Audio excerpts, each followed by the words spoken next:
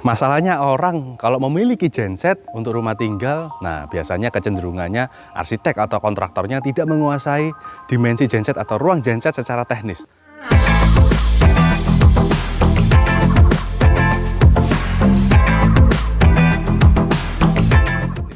Nah, hari ini kita akan melakukan survei ruang genset dan kita melakukan instalasi sampai ini genset terinstall. Dan jangan lupa follow dan subscribe YouTube channelnya DPS Power Genset. Yuk kita lihat ruang gensetnya. Ini saya sudah di ruangan genset. Ini kurang lebih panjangnya 3 meter. Kalau Anda tahu ini genset untuk rumah tinggal ya. Jadi kurang lebih kapasitas genset yang akan digunakan sekitar 60 sampai 70 kVA ya. Dan itu dimensi gensetnya itu 2,5 meter panjangnya. Padahal ini sudah tinggal 3 meter nih ya. Kalau 3 meter ini sempit sekali sebetulnya ruang gensetnya. Nah, ini banyak sekali yang mungkin kontraktornya atau arsiteknya tidak menanyakan dulu kapasitas gensetnya atau ruangan gensetnya, sehingga sangat mepet sekali ruangannya. Ya, kita kalau lihat di ruangan genset ini sudah disediakan yang namanya kabel. Ya, ini kabel kalau Anda tahu biasanya di uliran kabel ini itu ada kapasitas berapa mili kabelnya. Nah, ini tadi kita coba cari-cari nggak ketemu ya. Nanti kita coba lihat di panel aja kapasitasnya berapa karena bisa kelihatan di dalam panelnya ya. Nah, ini kalau Anda juga lihat ini ada kabel kontrol ya. Kabel kontrol ini nanti untuk komunikasi karena kabel panelnya sudah ada panel ATS ya di dalam. Jadi ini untuk komunikasi ATS-nya ke genset ya. Jadi ada sensing-sensing yang dikomunikasikan ke genset supaya nanti bisa AMF dan ATS-nya bisa bekerja. Nah, kalau Anda membutuhkan instalasi genset, pastikan kabel ini, kabel power ini, kita bisa pakai NYY ya. Nah, kabel ini jangan sampai terlalu besar. Pastikan Anda melihat kapasitas gensetnya dan disesuaikan dengan kabelnya berapa mili, karena kalau enggak, ini investasi kabel cukup mahal juga, karena kalau jaraknya cukup jauh, jadi Anda juga perlu menginvestasikan kabel ini cukup mahal gitu ya. Nah, ini nanti perlu disediakan kabel skun supaya kita nanti bisa koneksi kabel ini ke terminal genset. Nah, kalau Anda lihat lagi, di sini ada knalpot ya. Nah, knalpot ini sudah disediakan oleh kontraktornya waktu pembangunan rumah, karena ini rumahnya sudah jadi. Nah, nanti tinggal kita menyesuaikan koneksi nanti dari dari genset, knalpot genset ini ke knalpot yang sudah ada ini. Nah, ini saya mau informasikan lagi, kalau Anda memiliki genset, ya Anda harus tahu genset ini membutuhkan namanya fresh air. Nah, kalau dalam ruangan yang tertutup ini sudah bagus sekali karena pintunya sudah grill dan louver, sehingga udara masuknya atau fresh air-nya sudah masuk ke dalam dan dihirup oleh genset. Jangan sampai Anda punya genset silent tapi ditaruh di dalam ruangan yang sangat tertutup. Nah, nanti bisa tidak dapat udara dan bisa overheating.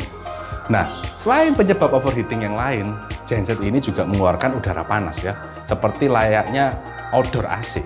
Kalau Anda punya outdoor AC kan juga di outdoornya mengeluarkan hawa panas. Genset pun juga seperti itu. Pada saat di posisi radiator ini genset menyala, radiator ini akan mengeluarkan hawa panas. Nah, hawa panasnya ini harus dibuang dari ruangan ini. Kalau tidak dibuang, nanti akan nyebar di dalam ruangan ini dan dihirup kembali oleh genset ini. Terjadilah overheating atau high temperature. Nah, pada saat PLN padam, genset ini tidak bisa digunakan karena dia punya alarm overheating tadi. Ya, nah buat apa Anda beli genset kalau tidak bisa digunakan?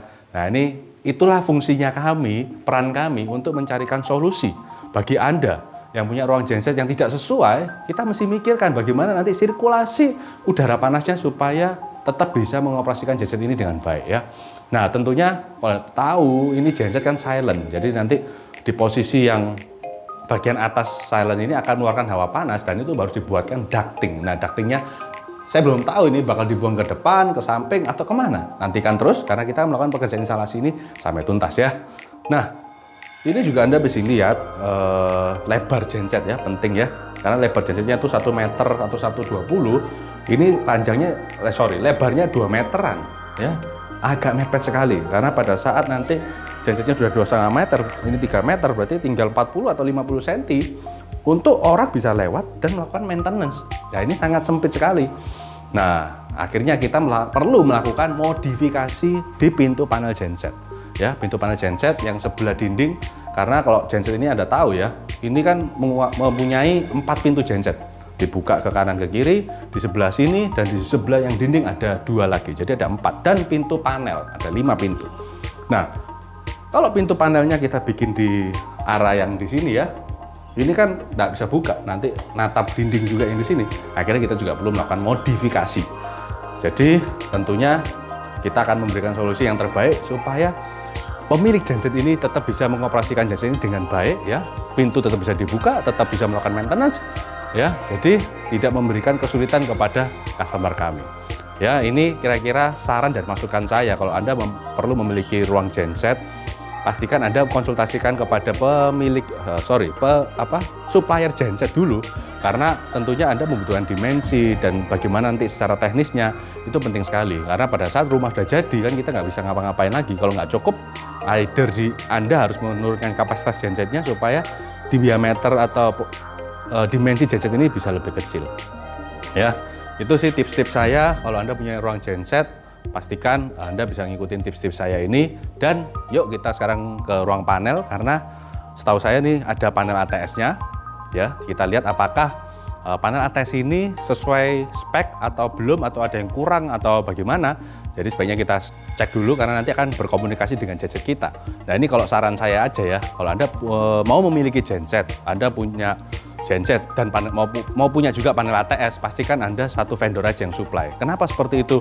Karena kalau ada terjadi masalah, nah ini pemilik genset pada saat PLN padam, tiba-tiba genset tidak bisa hidup atau tidak bisa pindah bebannya. Nah, ini kan salah yang mana? Nggak tahu salah panelnya atau salah gensetnya. Anda memerlukan 2 teknisi yang harus datang jika vendornya berbeda orang. Ya, pada saat itulah PLN yang sedang padam, genset tidak bisa mengoperasikan, Anda kan panik, Anda kan bingung. Dan nanti, wah, teknisi yang panel nggak bisa datang atau teknisi genset tidak bisa datang, sehingga tidak bisa sinkron. Ya, tapi kalau suppliernya atau vendornya 1 orang, Anda cukup panggil 1 teknisi saja. Ya, mudah-mudahan ini bisa bermanfaat buat Anda kalau Anda ingin memiliki genset dan panel di project Anda. Yuk kita ke ruang panel ATS.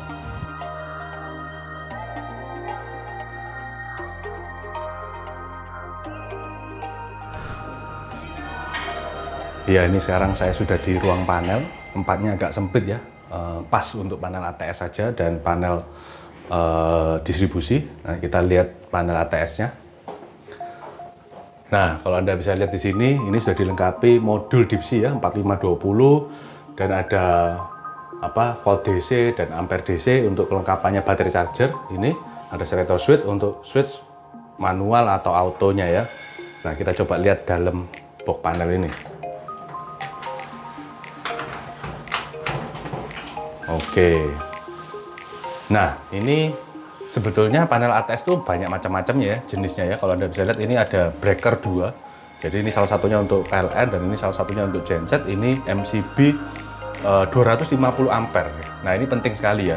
Kalau Anda punya PLN kapasitasnya misalkan 150 atau 197 kVA, pastikan itu ampernya kan lebih besar. Nah, yang jadi masalah adalah kalau misalkan genset Anda kecil, ya, gensetnya mungkin 100 kVA atau bahkan 60 kVA. Nah, ini karena PLN-nya kapasitasnya besar, jadi MCB-nya harus mengikuti kapasitas PLN. Jangan sampai Anda mengikuti kapasitas genset. Nah, nanti pada saat PLN ininya diganti kapasitas genset, pada saat PLN-nya terkoneksi dengan MCB ini, nanti nggak full, bebannya nggak bisa nyala semua karena MCB-nya ini lebih kecil dari kapasitas PLN. Ini yang mungkin orang-orang di luar sana yang mungkin nggak paham, ini bisa salah ya. Jadi jangan sampai Anda menyesuaikan kapasitas MCB ini dengan kapasitas genset, tapi harus disesuaikan dengan kapasitas PLN.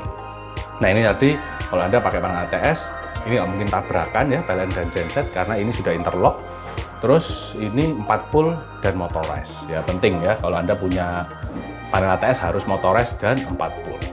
Nah, ini nanti kita lihat kapasitas kabelnya berapa, karena tadi yang kita waktu survei di ruang genset tidak begitu kelihatan berapa mili kabelnya, tapi di sini sudah jelas kelihatannya 95 mili kabelnya ya.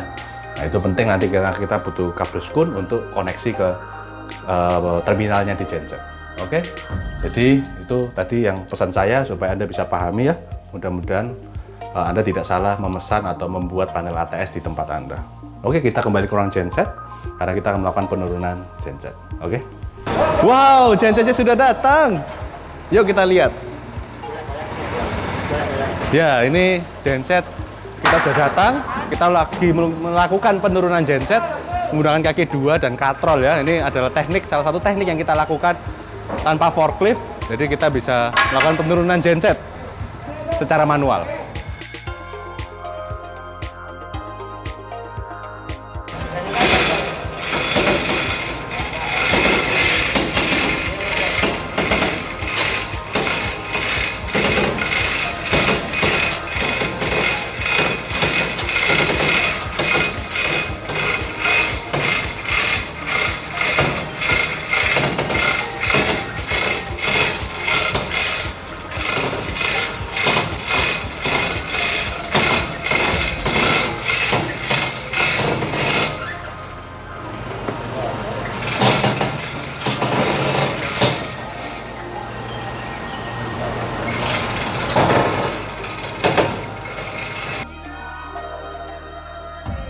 Ini sedang kita melakukan pemasukan genset sedikit lagi ya, nantikan terus dan saksikan terus.